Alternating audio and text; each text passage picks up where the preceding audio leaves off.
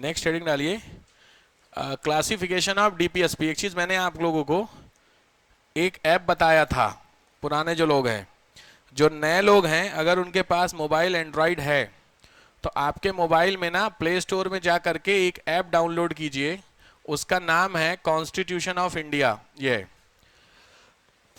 Android है सबके पास, iOS वाले हैं? आईओएस में नहीं है, आईओएस शायद नहीं है, आई डोंट नो, कि मेरे वाले पे मैंने इसको चलाया नहीं, पता नहीं होगा नहीं। कॉन्स्टिट्यूशन ऑफ इंडिया का एक ऐप कर लीजिए। इस ऐप में अच्छी चीज क्या होगी कि आपको इसमें ना चीजें मिल जाएंगी। कैसे मिल जाएंगी? हिंदी में भी है संविधान, भारत का संविधान, इंग्लिश में भी अवेलेबल है। ठीक है, ध्यान से समझो।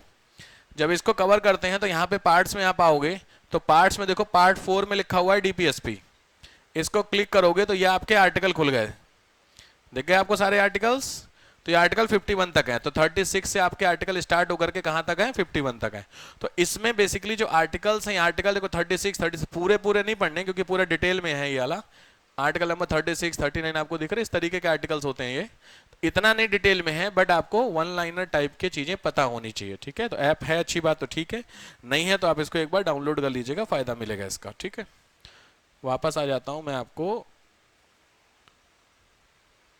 हेडिंग डालिए, क्या डाली हो? टाइप ऑफ प्रिंसिपल्स ना, हाँ, क्लासिफिकेशंस में लिखो। 3 तरीके का एक इंडेक्स बना लो और कुछ नहीं है। मैं आपको इंडेक्स बता देता हूं पहले में कौन कौन सी होंगे, फिर आगे चलेंगे, फिर एक एक करके पढ़ेंगे। पहला लिखो सोशलिस्टिक प्रिंसिपल। सोशलिस्टिक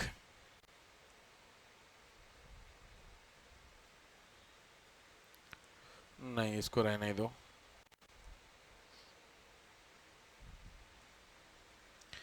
पहले प्रिंसिपल आपके कहलाते हैं समाजवादी, सोशलिस्ट प्रिंसिपल।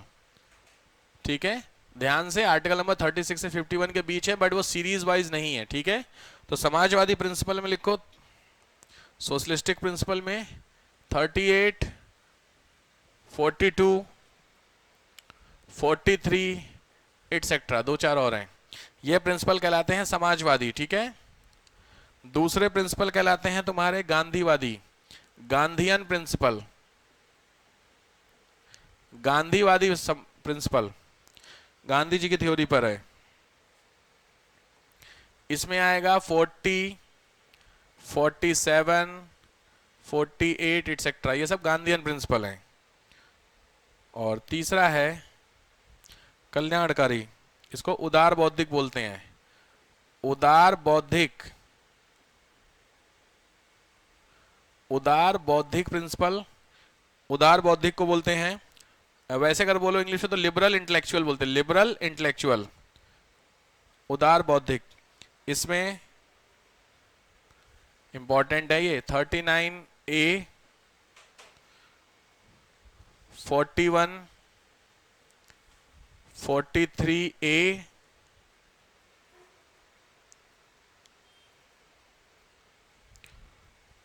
45, 49, 50 एटसेट्रा, 2-4 और होंगे।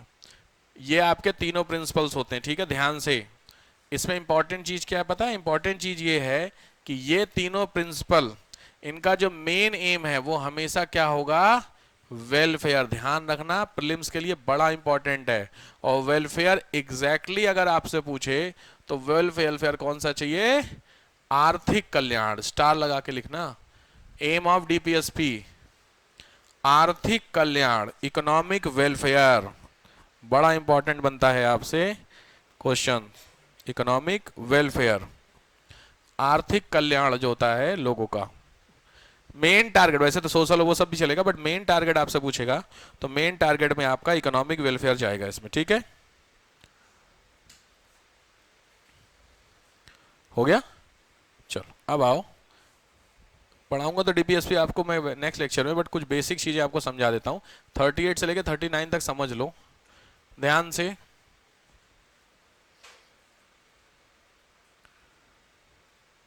ठीक है, सबसे पहले आओ आर्टिकल नंबर 36।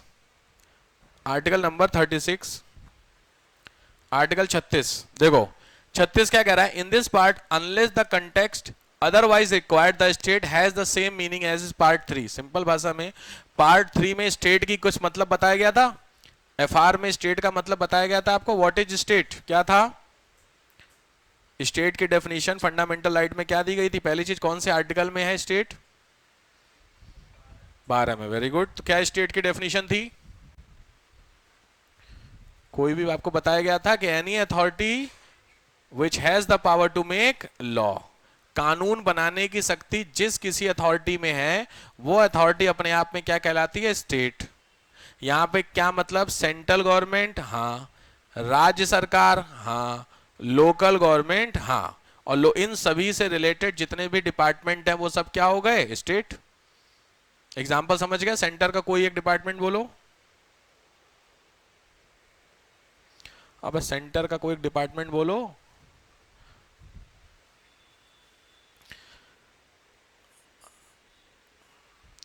हाँ जी भाई साहब, रुका हुआ हूं मैं। सेंटर का एक विभाग आपसे पूछ रहा हूं, सेंटर गवर्नमेंट का कोई एक डिपार्टमेंट। होम डिपार्टमेंट, ठीक है, बट होम मिनिस्ट्री होती, डिपार्टमेंट नहीं होता है। मैं डिपार्टमेंट पूछ रहा हूं आपसे, कोई एक डिपार्टमेंट। चलो होम के अंदर का कुछ बता दो। सेंटर में आईएएस सेंटर के होते हैं यार, आईपीएस सेंटर के होते हैं, रेलवे सेंटर का है, आर्मी सेंटर का, यही तो सब डिपार्टमेंट होते हैं। इनकम टैक्स हो गया, डायरेक्ट टैक्स हो गया, सब किस में आएंगे? आपके सेंटर के। ऐसे स्टेट का बताओ। स्टेट का कोई एक, स्टेट का स्पेशलाइज्ड डिपार्टमेंट। पुलिस, बिल्कुल सही। पुलिस डिपार्टमेंट, एजुकेशन, एजुकेशन दोनों का है। पुलिस डिपार्टमेंट सेंटर का है, बेसिक एजुकेशन चल जाएगा। और हाँ, और हेल्थ, हेल्थ दोनों का है। एनआरएचएम होता है, नेशनल हेल्थ मिशन, हाँ। तो सरकारी जो आपके होते हैं वो, और पीएससी जो होते हैं, हेल्थ सेंटर, पीएससी एसएससी, दोनों के होते हैं। और बताओ स्पेशलाइज्ड, अरे बिजली विभाग है यार, बिजली, बिजली इलेक्ट्रिसिटी होते हैं, बिजली यूपी गवर्नमेंट का। अब आ रहा कुछ कुछ दिमाग में? लोकल गवर्नमेंट बताओ, कोई लोकल का स्पेशलाइज्ड है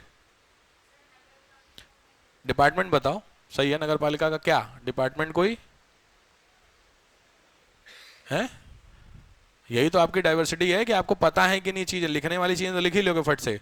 लोकल गवर्नमेंट का कोई भी एक डिपार्टमेंट स्पेशलाइज्ड। अरे जितने भी डेवलपमेंट अथॉरिटी होती है वो लोकल गवर्नमेंट होती है। जीडीए, एलडीए सुना है तुम लोगों ने? ये क्या है? लोकल है। या फिर सब बोले चुंगी। चुंगी जानते हैं? चुंगी, टोल नहीं, चुंगी टोल अलग होता है भाई। टोल तो जो होता है वो तो एनएच, जो अपने एनएच पे होते हैं ना, वो तो सेंट्रल गवर्नमेंट का होता है। लेकिन जो चुंगी आपने देखी है, वो एक अंकल जी बैठे होते बड़ा सा वो फट्टा डाल के, जब आप गाड़ी से जाते हैं तो उठाते हैं, पता है आपको ये बात? अरे तुम लोग का आइडिया नहीं इसकी।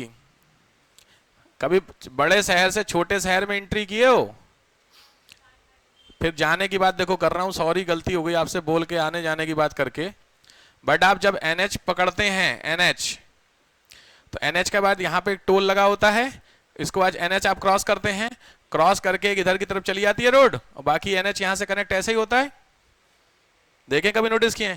तो यहाँ पर जब आप एंट्री करेंगे तो यहाँ पर एक टोल आपको मिलेगा, हमेशा ध्यान रखना। ये टोल स्टेट गवर्नमेंट का होता है, उनको भी तो चाहिए। फिर जब आप इस टोल को देके आगे बढ़ेंगे तो यहां से एक ब्रांच इधर निकल जाएगी और ये आगे निकल जाएगा। तो यहां निकलेंगे, यहां पे एक व्यक्ति फट्टा डाल के बैठा होता है। फट्टा नहीं, वो लकड़ी होती, बल्ली बोलते हैं हम लोग उसको। तो एक अंकल जी बैठे होते हैं मस्त आराम से, अंगोछा अंगोछा पहने रहते हैं, बैठे रहते हैं कुर्सी पे। और जब आप जाएंगे तो ऐसे करके रस्सी से ऊपर कर देंगे, उसके पीछे वो भरा रहता है, वो नहीं बोरी टाइप की, वो खींचते हैं तो बंद हो जाता है, बहुत कॉमन होता है। तो ये होता है जब आप इसमें एंट्री करना चाहते हैं, ये वो गांव है या जो छोटे कस्बे नहीं होते, टाउन, उसमें एंट्री करने के लिए, तो इसको बोलते हैं चुंगी। ये लोकल गवर्नमेंट का पैसा, स्टेट गवर्नमेंट का और सेंटर गवर्नमेंट का, सीधी बात होती है, तो आपको देना पड़ता है। कई बार व्यवहार बढ़िया चलता है, लेकिन तो इसमें तगड़ी कमाई होती है, क्योंकि ये ऑनलाइन नहीं है। समझ गए बात को? क्योंकि बाकी सब तो क्या है, सिस्टम है। अब तो देखो भाई, गाड़ी पे आप लगाए रहते हैं आगे, क्या होता है वो फास्टैग, आप खटाखट खटाखट ऑनलाइन सब ट्रांजेक्शन। ये अंकल जी होते हैं साथ में कैश लेके रखे रहते हैं डिब्बा, उसी में से निकाल के देते हैं। अब हिसाब से समझ गए आप? तो खास करके जब कोई बड़े सामान वाला ट्रक इसमें से आता है एंट्री करने के लिए, तो आप समझ गए। तो हमारे एक मित्र हैं, उनके ससुर जी यही करते हैं, उनका जो बेटा है वो भी यही कर रहा है, और जो उनका पोता है उसकी भी इसी की तैयारी करा रहे हैं। तैयारी मतलब होता है कि इसी में बिठाएंगे उसको, जुगाड़ अंदर से सेट होगा गवर्नमेंट से। क्यों? क्योंकि आपको पता कुछ नहीं करना है, चुप मार के चेयर पे बैठ जाना है। सुबह गए, चाय पानी लेकर के, खाना वाना, बैठ गए, और शाम को उधर से आते समय 2-3 हजार रुपए उठा लाए, और आए घर पे खाना खाए सो गए, सुबह फिर नहा धो के पहुंच गए क्या उठाने के लिए, पल्ली के लिए, काम खत्म हो गया। बैठे बैठे 2,000 3,000 मिलने में बुराई नहीं है भाई साहब, महीने के 60,000 हो गए, मस्त लाइफ है। इसीलिए उनका मैंने देखा है वो एंसेस्ट्रल जॉब पकड़ लिए हैं, मतलब समझ रहे हो पीछे से। और उनका तो जो जहां पे उनकी है पोस्टिंग वो बेसिकली एंट्री है फॉरेस्ट की, मतलब जो फॉरेस्ट होते हैं ना वन, उसमें एंट्री वाले गेट पे वो बैठते हैं। तो अब फॉरेस्ट में जाना और फॉरेस्ट से आना दोनों ट्रांजैक्शन होंगे, दोनों कैश ट्रांजैक्शन, आप समझ रहे हैं। हाँ तो भाई साहब उन्होंने मेरे हिसाब से, अभी तो मैं इधर तो नहीं गया, जब पहले गया था तब उनके पास 3 फ्लोर का घर था इसी से। अब आप हिसाब सेट कर लीजिएगा, या आज से कम मतलब 15 साल पहले की बात बता रहा हूँ मैं आपको। अभी तो सरकारी विभाग में चीज़ें बड़ी अच्छी होती हैं, बस आपके पास जुगाड़ होना चाहिए। खैर डेफिनेशन समझ गए, तो that is the meaning of state. लिखिए आर्टिकल 36 मीनिंग ऑफ स्टेट, मैंने आपको बता दिया। लिखो इस कुछ वर्ड लिखियो, लिखो इट इज या it clears, it provide the definition of state as explained in FR। ये राज्य की परिभाषा बताता है जैसे कि FR में बताया गया है, राज्य की परिभाषा बताता है जैसा कि FR में बताया गया है। दूसरा 37 आर्टिकल 37 आर्टिकल 37 मैंने अभी आपको बताया था कि आर्टिकल 30 मतलब ये चीज बताई थी कि इंडिया में डीपीएसपी को अगर लागू नहीं किया जाए तो आप कोर्ट नहीं जा सकते, यही तो बताया था कंपलसरी। ये जो बात है ये 37 में कही गई है, समझ गए। तो लिखो no compulsion to go to the court, न्यायालय में जाने के लिए बाध्य नहीं, no compulsion to go to the court, यानी आप कोर्ट जा ही नहीं सकते हैं, इस वाले क्लॉज दिया आर्टिकल नंबर 37 में दिया हुआ है। ठीक है, पढ़ लीजिए। The provisions contained in this part shall not be enforceable by any court, समझ गए। तो इंडिया में किसी भी कोर्ट के द्वारा ये इनफोर्सेबल नहीं है, but the principle therein laid down are nevertheless fundamental in the governance of the country and it shall be the, देखो ध्यान से, it shall be the duty of state, राज्य की क्या होगी, duty, to apply these principle in making law, कानून बनाते समय इन बातों का ध्यान रखे, ये क्या है मेरी ड्यूटी। लेकिन ड्यूटी अगर नहीं की जाए तो उसके लिए आप कोर्ट नहीं जा सकते हैं, तो अल्टीमेटली नहीं करेंगे तो बच गए। जब आपके मन में ये बात आ गई कि ये काम नहीं करें, अगर मतलब ये काम करता हूं और मुझे सजा नहीं होगी तो आप बिंदास वो काम करोगे कि नहीं। तो इंडिया में सबसे बड़ी प्रॉब्लम डीपीएसपी को लेकर के यही है कि डीपीएसपी के लिए कंपल्सन का जो क्लॉज है ना वो निगेटिव हो गया यहां पर। तो लिख लीजिए शीर्ष को,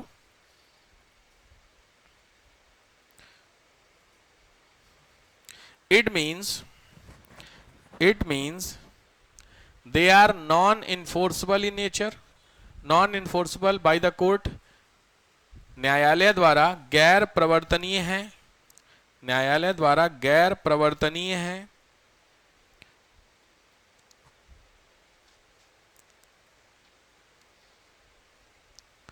but it shall be the duty of state, लेकिन ये राज्य का कर्तव्य होगा, लेकिन ये राज्य का कर्तव्य होगा, that they follow these principles, वो इन नियमों का पालन करें, दे फॉलो दीज प्रिंसिपल्स, इन नियमों का पालन करें, इन नियमों का पालन करें, ये राज्य की जिम्मेदारी होती है।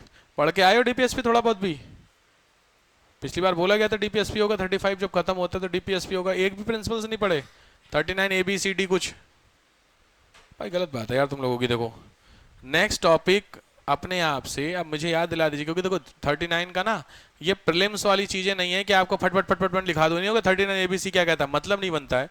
अगर आप चीजों को ढंग से एक्सेप्ट नहीं करेंगे प्रॉब्लम आ जाएगी लिखते समय, बात को समझिए, आपके भले के लिए मैं कह रहा हूं 38 के लिए। अरे यार यही समस्या है, कोई नहीं लास्ट लिखो 38 लिख लो, बस 38 लिखो, क्योंकि 39 से फिर चीजें समझने वाली है ना, फंस जाओगे। 38 लिखो। State form a social structure, state form a social system, राज्य सामाजिक व्यवस्था करेगा, सोशल सिस्टम सामाजिक व्यवस्था करेगा डैश। ये थोड़ा सा टेक्निकल है। राज्य क्या करेगा? सोशल सिस्टम करेगा। ठीक है, राज्य जो होता है सोशल सिस्टम बनाएगा। कैसा सोशल सिस्टम होगा वो मैं आपको बता देता हूं। राज्य क्या बनाएगा? एक सिस्टम बनाएगा। इस सिस्टम में क्या बातें कही जाएंगी? ध्यान से, तीन चीजें। पहला है सोशल, दूसरा है इकोनॉमिक और तीसरा है पॉलिटिकल।